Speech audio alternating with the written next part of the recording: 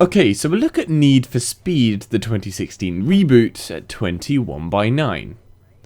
Now, the reboot for Need for Speed has touted solid PC support from the get-go, and on this front, they pretty much have delivered, with very little issue at all. Yes, a few 21:9 issues, but generally a far sight better than previous installments like Rivals, which was laughably locked at 30 FPS. So a quick look at the ultra-wide support first, before I go into my thoughts on the game. The gameplay correctly adopts the ultra-wide view, with the sides of the screen showing more of the world, and this applies to all camera angles on the cars, to when you're in your garage, and hand in hand with this, the HUD scales to the sides of the screen, making sure you have a really nice unaffected center view. The map is frustratingly 16:9 with pillar-boxed sides, however it's a tiny map, so it's not like there is much to see anyway. And this black barred stuff continues into the main and in-game menus. All cutscenes are 21:9, however they are all restricted to the 16:9 portion of the screen, so whilst they are filmed in the correct aspect ratio, we can't enjoy them as they're surrounded with 4 black bars. I just zoom in and then fill the screen. Maybe in a further update. The flash of white when you screenshot only goes over a 16:9 portion of the screen, but that 16:9 area, more weirdly, is on the complete left of the screen, leaving a large portion of the right side unflashed. It's very odd, and it is very noticeable. Performance-wise, you can tell they spent a good bit of time preparing for the PC. It runs very smoothly. I could get a steady 60 FPS at 3440 by 1440 with all settings on high. Well, I turned everything as high as it could go, and then I slowly dropped everything that said ultra down to high, and I also turned off anti-aliasing, and it performed very nicely. I had actually turned on FXAA and I also tried TAA, but both really blurred out the image. They took away the crisp feel to the image, so I felt it better having neither. Now, I did, however, get occasional sudden FPS freezes, extremely momentary, but you can't fail to notice them, and I'm guessing it's due to new areas of the map being loaded in, so maybe if you're running off an SSD you might not run into such issues, but I'm guessing most people aren't. I also found it takes ages to get through the initial startup loading screen. For some reason it takes a very long time, but it does get there in the end, so just hold in there. Graphically, the game is very beautiful. One of the better looking driving games out there without a doubt, and so all the more supports the fact that they spent time on the port because it runs well. The cars look great, the rain and night combination allows for beautiful moments with lovely reflections to match. Now, as to the actual game and its gameplay, its story, etc., I can't say I'm enthralled by the game. In fact, I struggled to play the first few hours simply due to lack of any part of the game interesting me.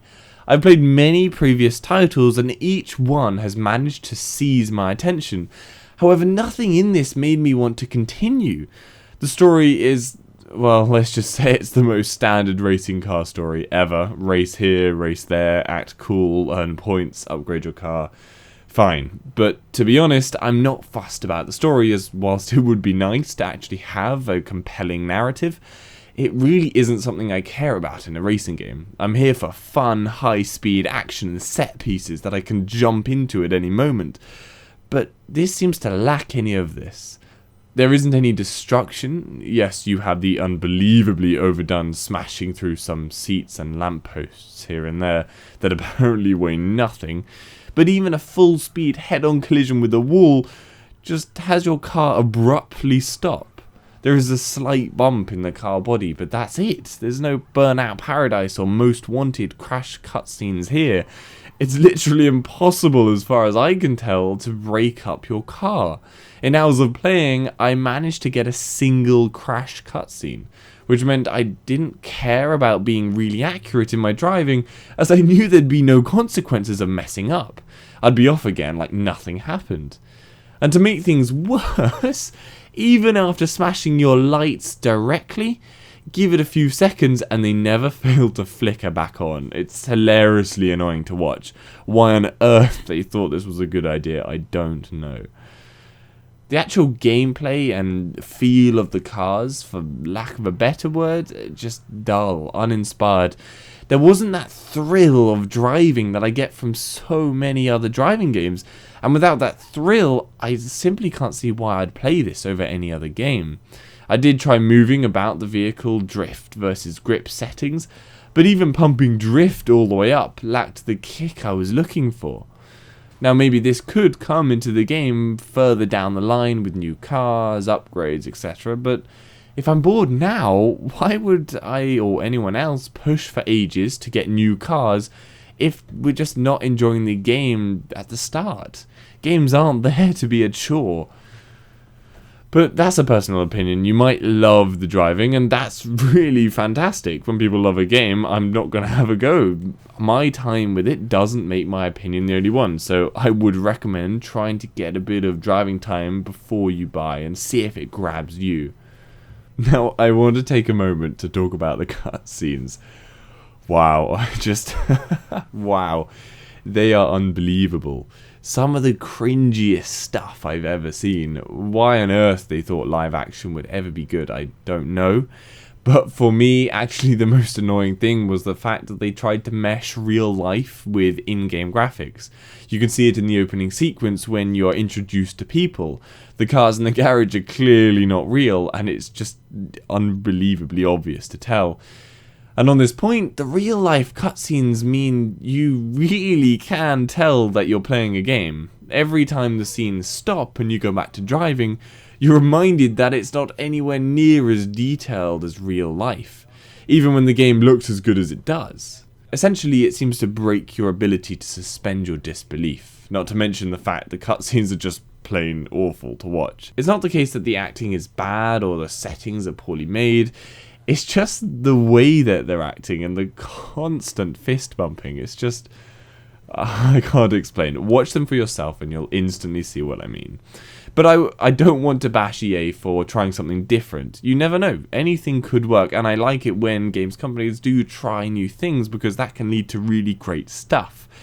I just don't think this is one of those things. Lastly, car customization. I found this a little limited. It's not bad, but I didn't feel blown away by it. All the typical stuff was there, there's no surprises. And there's a lot of pointless fluff inside the game too. Things like you just do a single donut in a designated area, or literally click a button and it takes a photo of the area your car is in.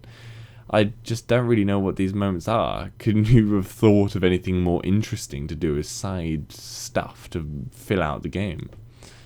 Oh yeah, and the final point, rubber banding on this game in races is a joke. I don't mean online factors, I mean the way the CPUs race is a joke. They blast ahead at easily 3 times your speed in clearly worse cars or identical cars to you, and then just literally just before the end, they suddenly crawl to 1 mile an hour and allow you to pass and win, trying to make you feel good or something. But because all this is so badly executed, it just feels cheap and pointless. Why try to drive well when you can't catch your competitors in the majority of the race, and then right at the end have them stop to let you win? Yes, I know rubber banding has been a staple in driving games forever, but so many games get it right. This didn't. I mean, Mario 64, where the CPUs just couldn't get off your back if you were winning, was more interesting because if you messed up, they would overtake you and win. But in this, yes, they'll overtake you, but then they'll just let you win at the end. So it's a bit of a letdown at the end. In summary, I'm disappointed because its clear effort was really put into making this a good PC game. The technical side is lovely to have like it is, but it's just let down by a dull game. I just felt it might as well not have been made, as previous titles do everything it does, and in some cases they do it better. The only thing this has on any of the other games is the graphics, but that's not really a reason to buy it. I don't like bashing games because people have always put in hard work over them, and it's annoying when I don't love a release, as I generally can find something to love in all games. So this 2016 Need for Speed I'll not class as bad, it's just dull. I'm neutral on it. It doesn't push any boundaries, it doesn't sell itself. Anyway, I hope that gives you some information on how the game runs at 21:9. Let me know what your time with the game has been. Are you going to pick it up? Have you picked it up on launch? What did you think? And give this video a like if you found it helpful, and subscribe for future info. For any other games at 21:9, head over to my channel. Hopefully I've covered it. And if I haven't, then leave a comment down below and I'll try and cover it. And if you'd like to donate to the channel, then links to my Patreon page are in the description. See you later.